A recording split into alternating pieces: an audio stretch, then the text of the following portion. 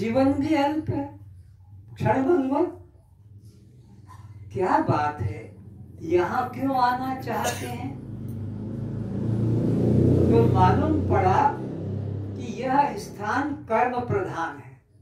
यहाँ हम कर्म करके अपनी ऊर्ध्वगति भी कर सकते हैं और दुष्कर्म करके तो अधोगति को प्राप्त होती है। देव योनि में यह संभव नहीं है कि वो अपनी उन्नति कर सकें, क्योंकि उनका तो वो भोग योनि है।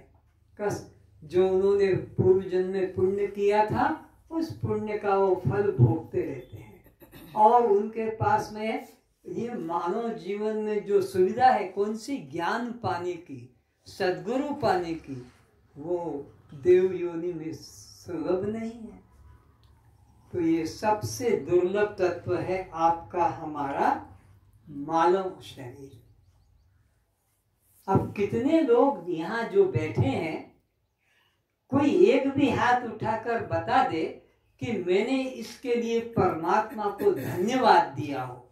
किसके लिए? कि देव दुर्लभ तूने मुझे मानव जीवन दिया है, और बातें जाने दो, बस इस मानव जीवन के लिए ही धन्यवाद कौन देता है?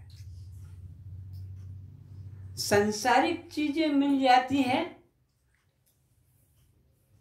लड़की की शादी होने के पहले वो रिंग सेरेमनी होता है, वो दे दी जाती है उसको, तो वो अपनी सहेलियों के सामने ऐसे ऐसे अंगलियां घुमाती रहती है।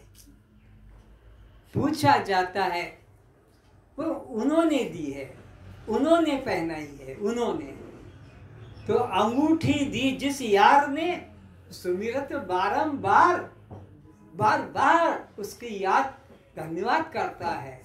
और देव दुर्लभ मानव जीवन दिया, ताको दिया विसा। जिस परमात्मा ने ये देव दुर्लभ मानव जीवन दिया, उसको तो भूल गया। और ये छोटी छोटी बातें, नौकरी दिला दी, कि मेरे को मकान दिला दिया, कि ये लड़का हो गया, इत्यादि अनित्य पदार्थों के लिए। तो कोई सौभाग्यशाली अपने को खुशहाल मानता है?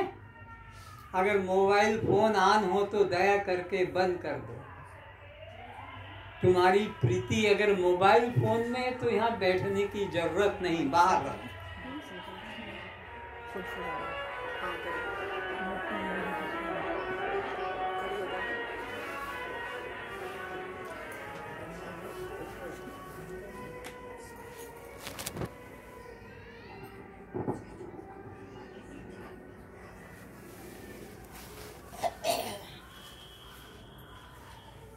तो याद ही नहीं है धन्यवाद देने की, तो बल्कि क्या कहते हैं, सुख संपत्ति घर आवे और कष्ट मिटे तन का।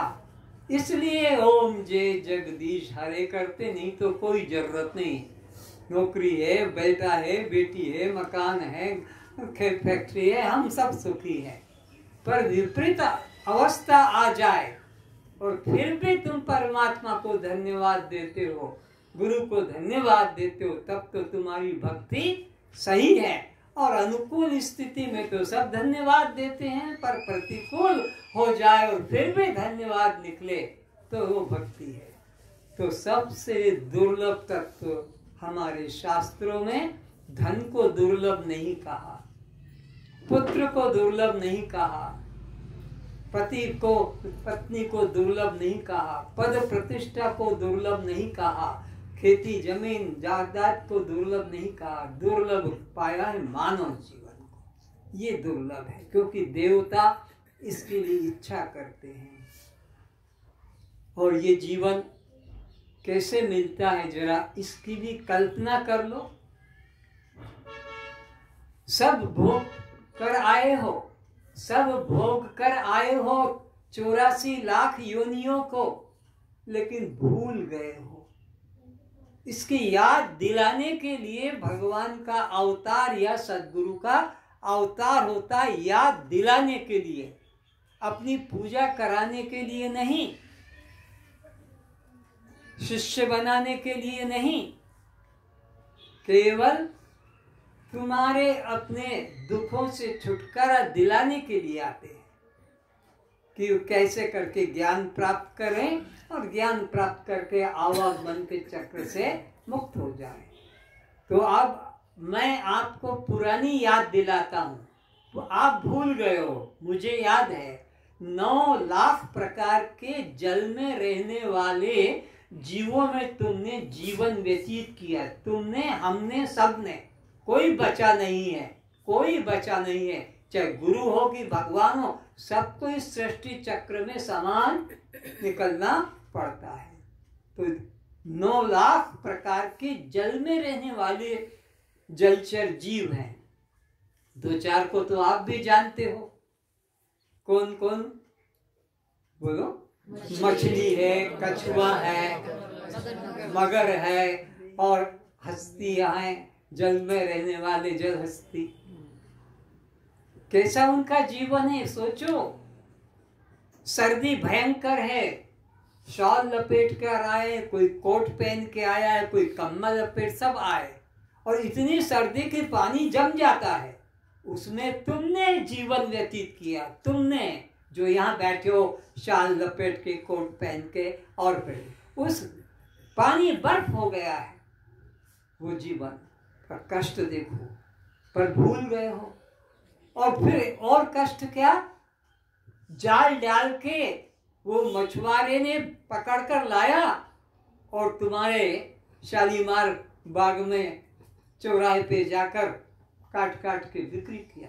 तुमको जो यहाँ बैठे हो, अभी तुम उन्हें खरीद कर, मनुष्य अभी खरीद कर उनको अपने पेट में डाल रहा है, और तब तुम ही ऐसे थे जब तुमको दूसरे लोग खरीद कर पेट में डाल रहे थे।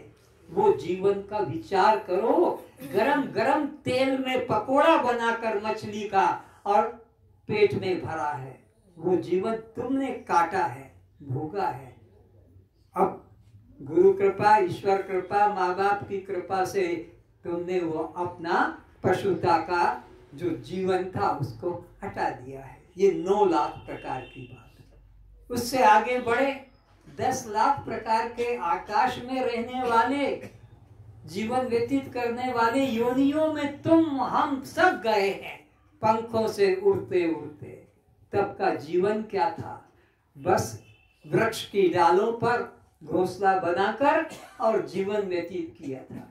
वहीं अंडे दिए और वहीं पर दुष्ट लोगों ने जाकर उन अंडों को भी निकाल लिया, या सांप जाकर खा गया, और दुष्टों ने तुमको पत्थर से ऐसे मारा, रबर के टुकड़े को जोड़ दिया वी शेप में, और पत्थर रखकर ऐसे मारा, और वहां से वो तोता, चिड़िया, कबूतर नीचे गिर गया। तुम्हें कितनी खुशी हुई मारने वालों को, ओहो ओहो मेरा निशाना क्या लगा, एक ही में आ गया।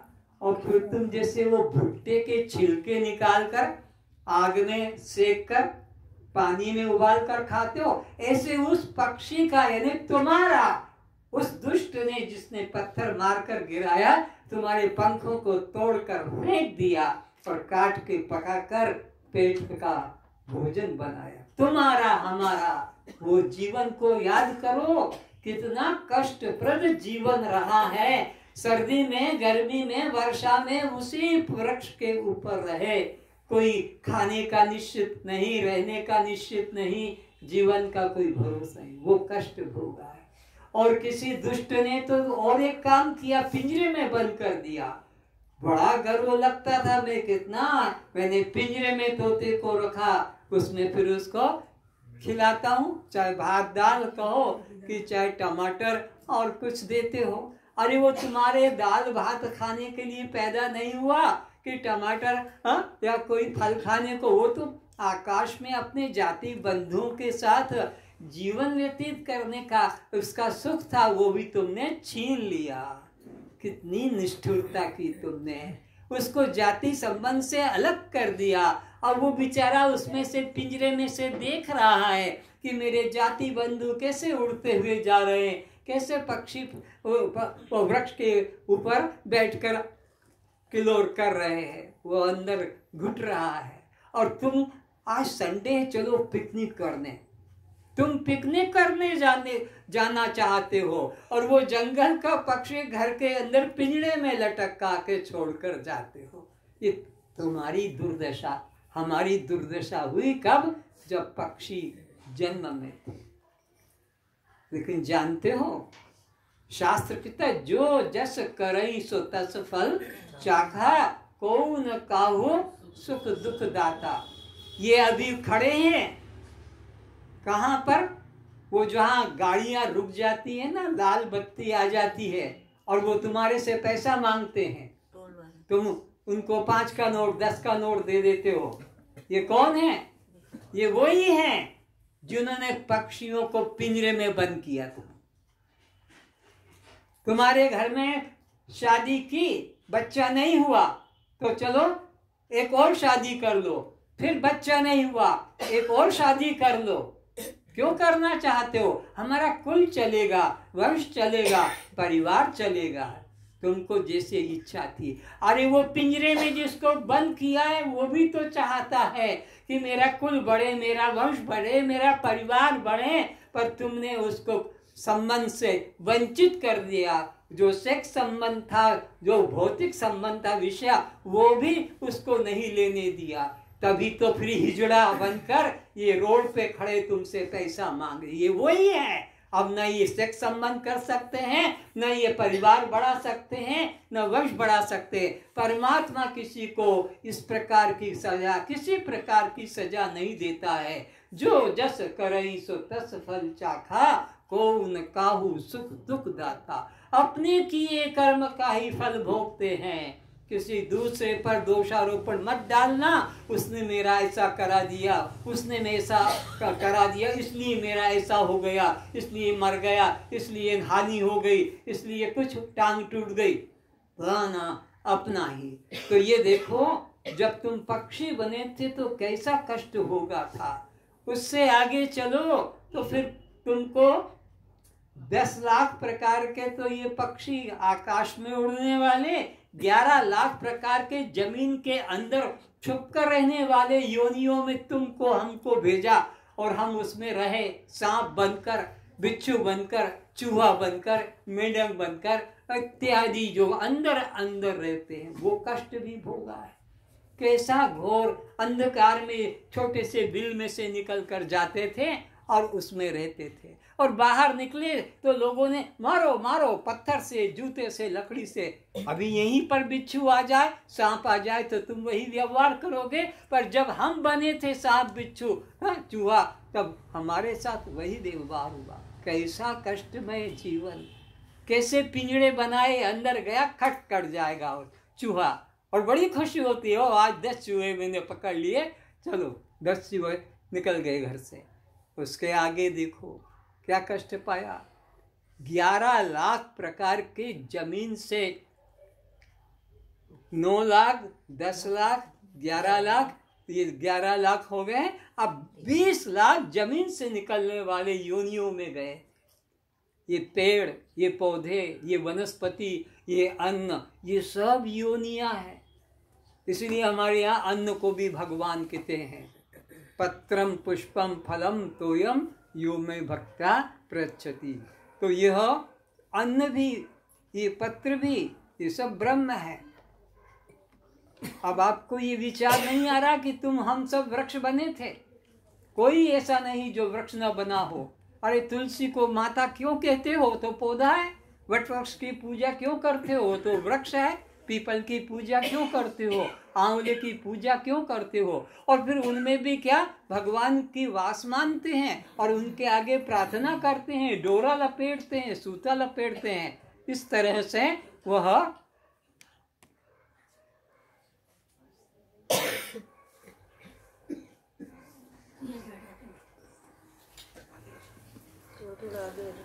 आगे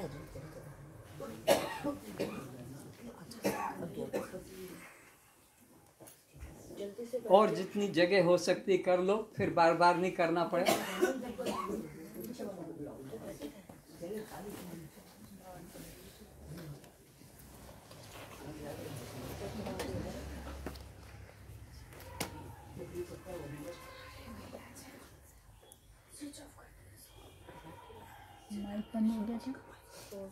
ठीक है।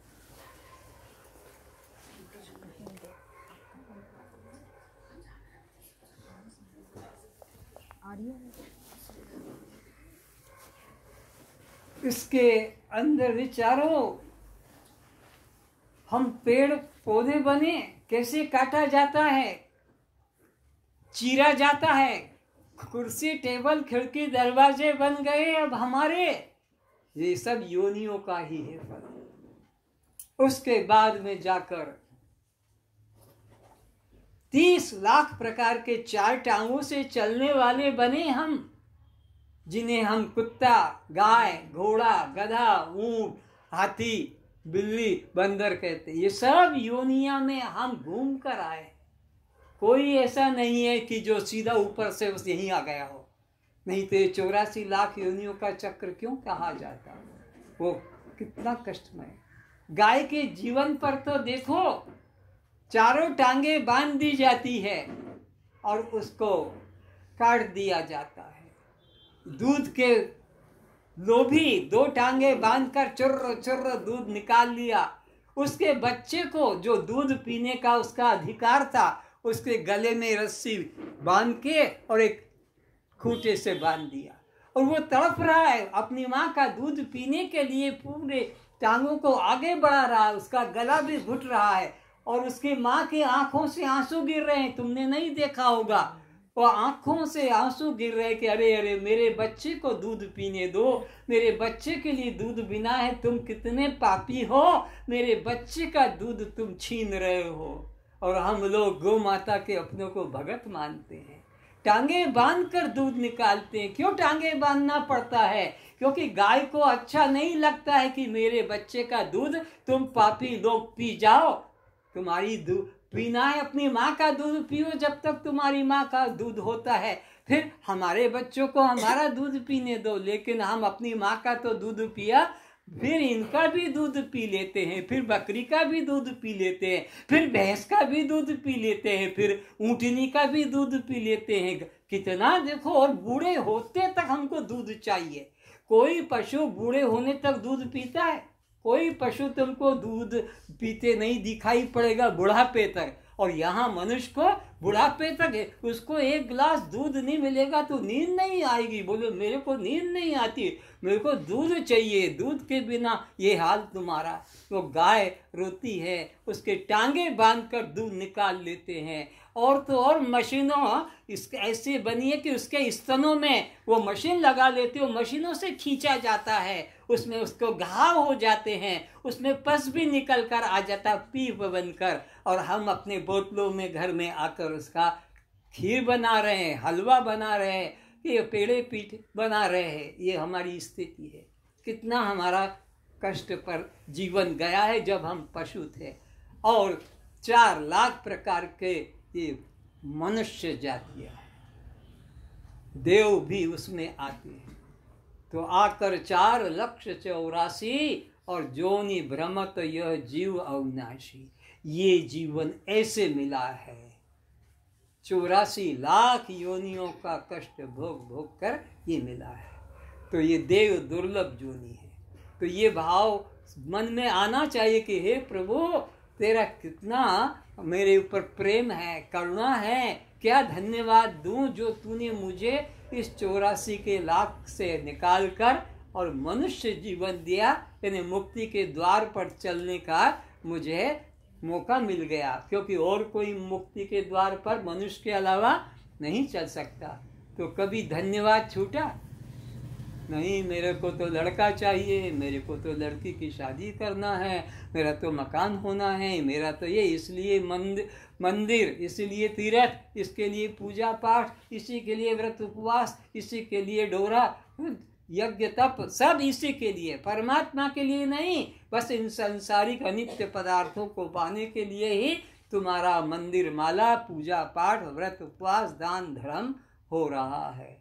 अरे मनुष्य जीवन है साधन धाम मोक्ष कर द्वारा, और पाइन जई पर लोक संवारा, सो परत्र दुख पावई, सिर धुनि धुनि पछताए, काल ही कर्वही ईश्वर ही मिथ्या दोष लगाए। ये देव दुर्लभ जीवन मिला है आत्म कल्याण के लिए मिला है। और ये बच्चे पैदा करना या पेट भरना या नींद लेना कि भोग करना, ये तो हर योनि में ही करके आए। कौन सी ऐसी योनि है जिसमें ये आहार, निद्रा, भय और मैथुन काम न हुआ हो? हर योनि में यही है। केवल ज्ञान मानव जीवन में मिलता है। ये देव दुर्लभ योनि है और इसमें ज्ञान प्राप्त करके जीव सदा सदा के लिए 84 के चक्र से, जो अभी आपको याद दिलाई, अगर इस मानव जीवन में अपना स्वरूप नहीं जाना तो फिर इसी में आना पड़ेगा। फिर इसमें तो ये वो जो झूला होता ना, राई झूला, 4 पालकी, नीचे वाली पालकी इधर गई, फिर ऊपर गई, फिर ऊपर गई, ये हमारा चल रहा है अनादिकाल से। अनादिकाल से ये चक्र चल रहा है। ये जो जीवन मिला है 93 करोड़ 66 लाख असरफियां डॉलर या श्वासें देकर भेजा है। 93 करोड़ 66 लाख कि जा तेरा कल्याण कर ले, मैं तेरे को ये मौका देता हूँ। और ये जीवन पाया तो किधर लगाया? अरे कोई बाप अपने बेटे को कहे कि जाओ 25,000, तुमको 2 बेटे हैं, दोनों को 25-25 हजार रुपया दे दिया या 25 लाख दे दिया, अपनी उन्नति करो। एक क्या करता है, खेती करता है और बड़ा बड़ा कर 25 का 50 कर लेता है, और एक दूसरा बेटा शराब पीने में, जुआ खेलने में, वेश्या के यहाँ जाने में। अब दोनों जब बाप के घर में जाएंगे और बाप बेटे पूछेगा बेटा क्या कमाया तुमको दिया था, वो कहता पिताजी ट्रक भर लो, इतना मैंने अन्न पैदा किया है। लड़के से दूसरे से तू क्या लाया है, वो सर झुकाएगा, बोल क्या पाएगा, उसने तो सब बर्बाद किया। तो ये परमात्मा ने हमको देव दुर्लभ योनि दी है और इतनी संपत्ति दी है 93 करोड़ और 66 लाख की। जाओ इसमें अपना तुम जीवन व्यवहार भी करना और अपना कल्याण करना। तो कुछ जो हैं आप जैसे वो तो लग गए परमात्मा के मार्ग में चलने वाले, और कुछ आपके ही रिश्तेदार, आपके ही घर के भाई बंधु, हमको टाइम नहीं है, तुम जाओ जाना है तो हम, और बल्कि रोक भी रहे हैं कि ना उधर मत जाओ, इधर ही चलो। तो ये देव दुर्लभ योनि मिली, इसके लिए परमात्मा को सुबह उठते ही धन्यवाद दो। हे मेरे प्रभु, हे मेरे मालिक, तूने मुझ पे कितनी दया की है। संसार में कुछ वस्तु खरीदते हो तो कीमत चुकाते हो, कीमत चुकाओगे लाओगे। ये मनुष्य शरीर क्या कीमत चुका कर लाए थे, कितने तुमने उसको दिया था, क्या दिया था? ये तो उसकी दया है। कबहू की करी करुणा नर देहि, करुणा करके दया करके ये जीवन दिया है। तो हमको इसमें आत्म कल्याण करना है, इसलिए जीवन दिया है, और ये संसार के भोगों के लिए नहीं दिया है। तो जीवन निर्वाह का तो सभी कर लेते हैं। हमारी आज स्थिति कैसी है फिर समझें। एक अंधा पुरुष और चला गया तुम्हारे दिल्ली के लाल किले के अंदर भीख मांगता मांगता, और भीख मांगकर वापस अपने गांव के लिए बाहर आता है तो रास्ता नहीं मिलता है।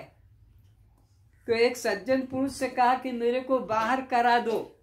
बोले भाई मेरे पास समय नहीं है, वो तो बहुत दूर तक राजा का महल का दीवार है। एक काम करता हूँ, दीवार तक छुड़वा देता हूँ, दीवार के सहारे सहारे तू चलना और द्वार पर पहुंच जाएगा, निकल जाएगा, और किसी से मत पूछना। और वो अंधा पुरुष अपना चलता गया, दीवार को पकड़ते पकड़ते पकड़ते ठीक दरवाजे के पास पहुंचा। इतना दूर था और खुजली आ गई और हाथ दीवार वाला छूट गया, और वो तो चल रहा है अंधा कि अब पहुंचूंगा अब पहुंचूंगा। खुजली बंद हो गई, हाथ लंबा किया, फिर दीवार, वही दीवार तो छूट गई थी, दूसरी साइड का दरवाजा निकल के फिर वो दीवार, फिर अब पहुंचूंगा अब पहुंचूंगा अब पहुंचूंगा। और पहुंचते पहुंचते फिर दरवाजे पे आया कि फिर खुजली चल गई और हाथ निकल गया, और वहीं तड़प तड़प के भूखा प्यासा मर गया। और बेचारो वो दीवार क्या थी, वो सज्जन पुरुष क्या था, वो अंधा पुरुष क्या था, वो सब यहीं बैठे। ये माया की, मोह की, ममता की दीवार है, और उसमें सज्जन पुरुष सद्गुरु है, और ये अंधा पुरुष ये जीवात्मा है। तो ये जीवात्मा को ये देव दुर्लभ शरीर मिलता है, पर इसमें आकर संसार के ही शब्द, स्पर्श, रूप, रस और गंध पंच विषयों में जीवन को समाप्त कर देता है। मनुष्य जीवन मिला, हर जीवन में इसकी इच्छा की थी, लेकिन उपयोग नहीं किया। तो ऐसा ये दुर्लभ मानव जीवन आपने, हमने, सबने पाया है, केवल आत्मज्ञान पाने के लिए।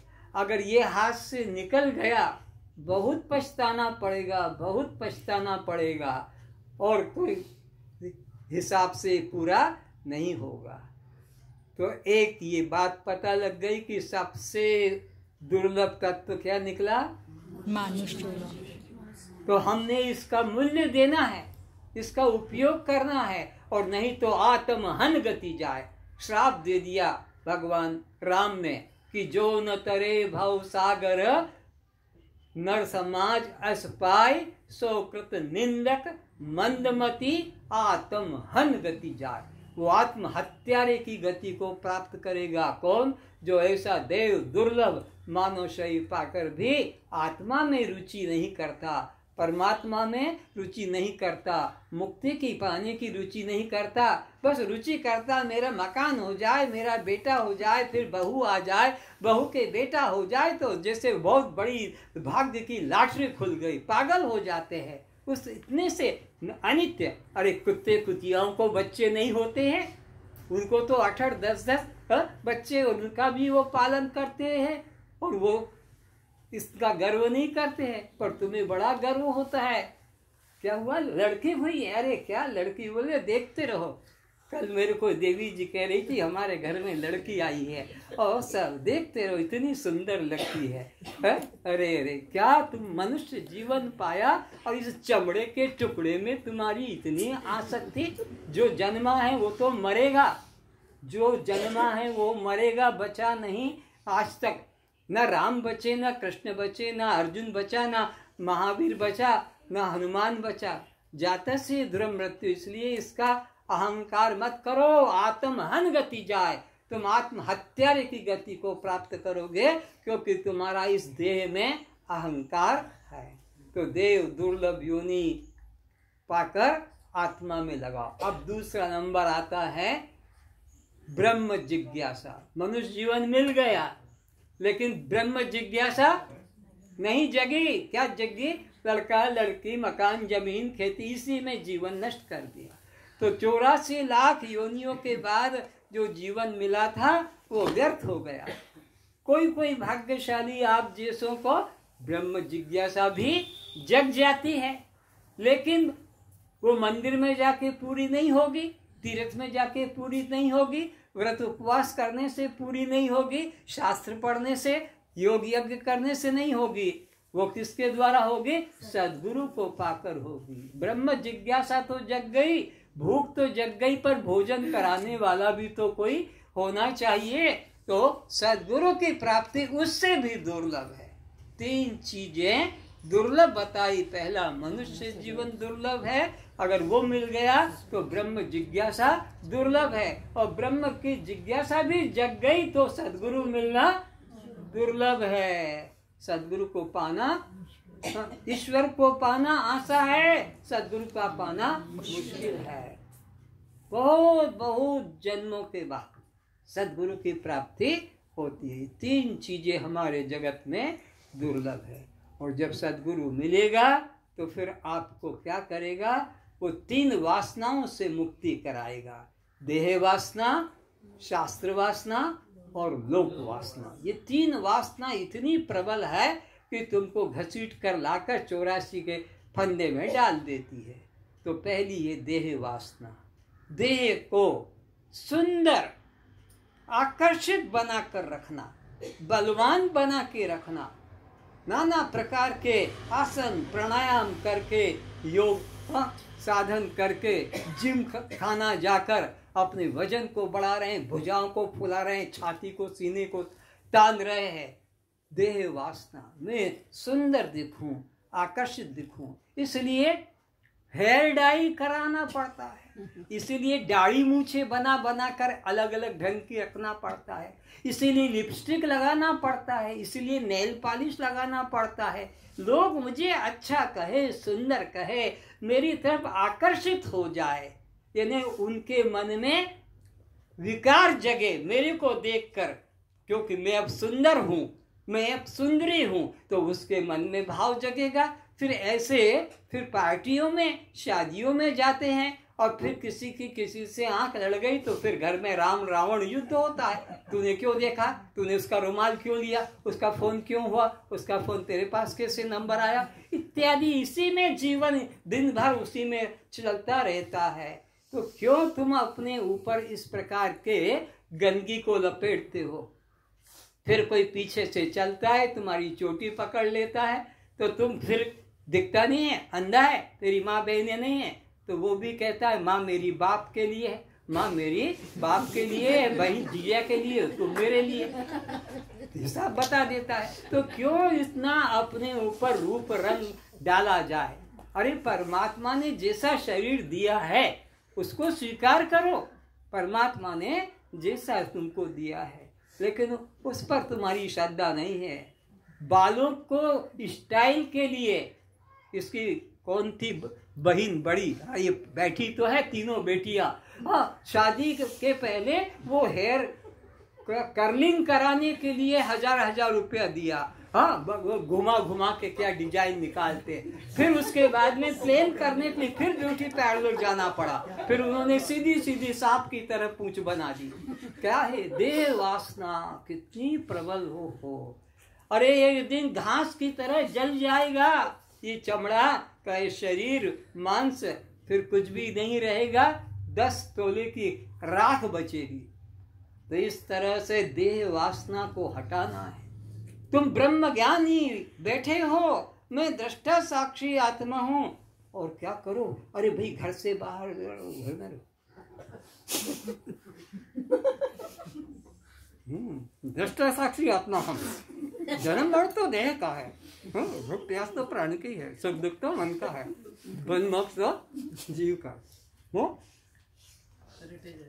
कैसा, फिर से मेरे को समझ, कल भी बताया, आज फिर बता रहा हूं। हिरण्यकश्यपु ने, जो प्रहलाद के पिता थे, भगवान के लिए इतनी तप किया, इतना तप किया, 60,000 वर्ष हो गए, और भगवान ने कहा बोल क्या चाहता? बोले मैं अमर होना चाहता हूं, अमर होना चाहता हूं, ऐसा मुझे आशीर्वाद दो कि दिन में न मरूं, रात में न मरूं। भगवान का ठीक है, और बोल घर में न मरूं, बाहर भी न मरूं, और बोल ठीक है, मनुष्य भी न मरूं, पशु से भी न मरूं, और बोल क्या चाहता? अरे मैं जमीन पे भी न मरूं, आसमान में भी न मरूं, और क्या, अस्त्र से भी नहीं मरूं, शस्त्र से भी नहीं मरूं। अरे भाई वाह, अब बोले भाई ऐसी चाहिए, बच गया। कहाँ रहता है वो, मैं भी मिलूं जाके।